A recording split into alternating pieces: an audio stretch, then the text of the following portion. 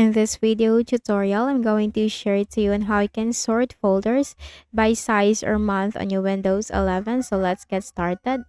Right click at the start button, then you have to select File Explorer.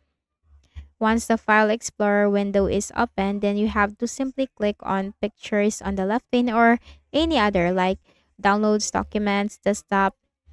So here, simply click on the View or the Sort. Let's go with Sort. Click on the sort, and then here you can type or you can find more, and here you'll find size. Okay, so you'll find the size from here.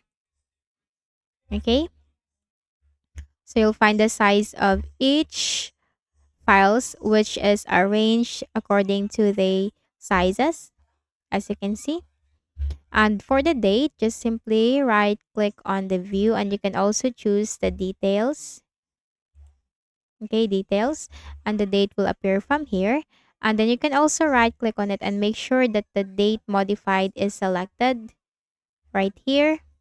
And then if you click on the drop down arrow for the date modified, if you will find the option select a date range, then simply click on that and you can search folders by month.